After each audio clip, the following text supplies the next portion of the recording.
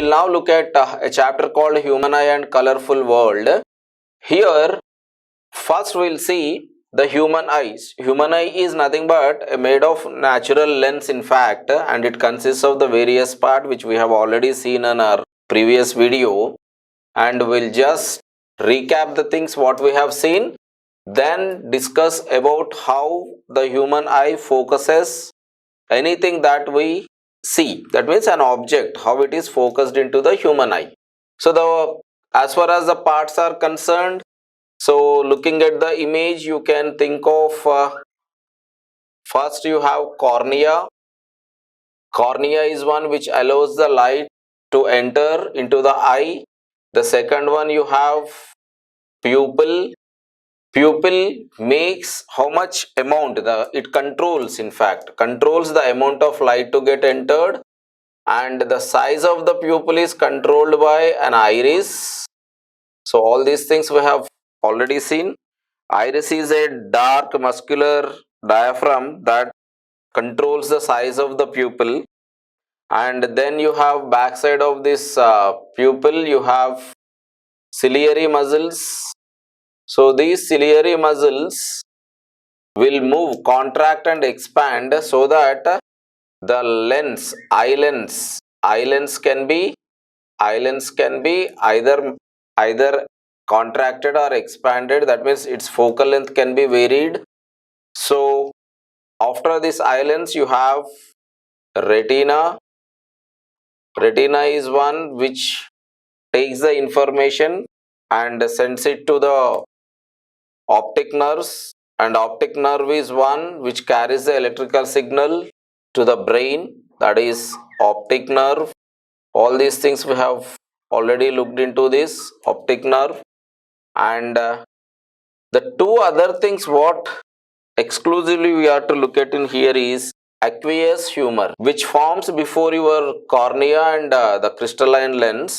It is a fluid, a watery type of content. Actually, it balances the pressures as well as provides the nutrition for central cornea and lens, because they don't have their own blood to carry it as a nutrition.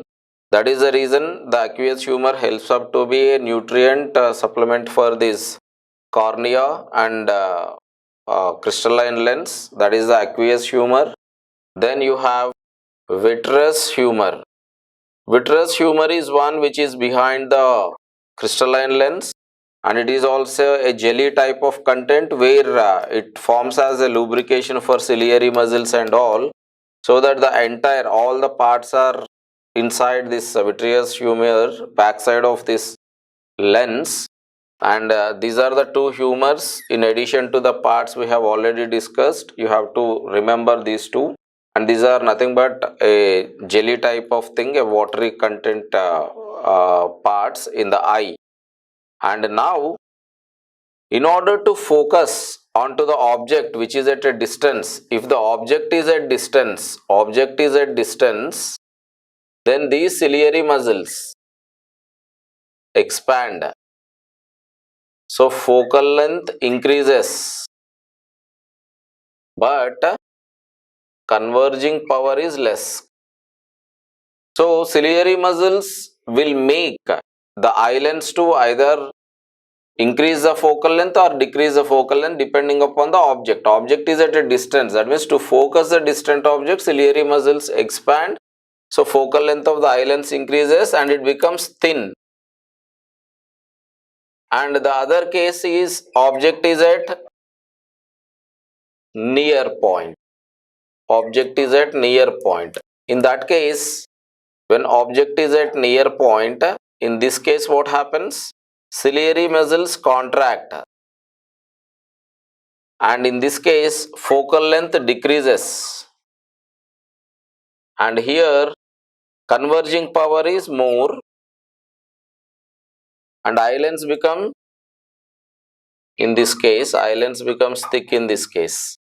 So this is how there are so many things that you can remember in this, and you have cones and rods, and cones identifies the colors. So rods can look into Intensity of light, it detects the rods help to detect the intensity of light, and cones help to identify the color. So these are the several things that you need to remember in case of the human eye. So human eye, the diagram is very important. So you have to draw the diagram, then explain each and every part. So each and every part has got their own functionalities, and in detail we have already discussed in the previous video, and now just for the recap we are just writing all these things, and try to get these two things were not covered in the previous video. That is the reason specifically we are discussing about the aqueous humor and vitreous humor. Aqueous humor lies between the cornea and the eyelens, whereas vitreous humor is backside of the eyelens, the all watery content, a jelly type of content. And in this jelly type of content, these muscles can contract and expand, and based upon this contraction and expansion, yeah, the focal length of eye lens is managed. That means the focal length increases if the object is at distance, decreases when object is nearby, and how the converging power will vary, and how the focal lengths vary. All these things we are to look at in due course of time.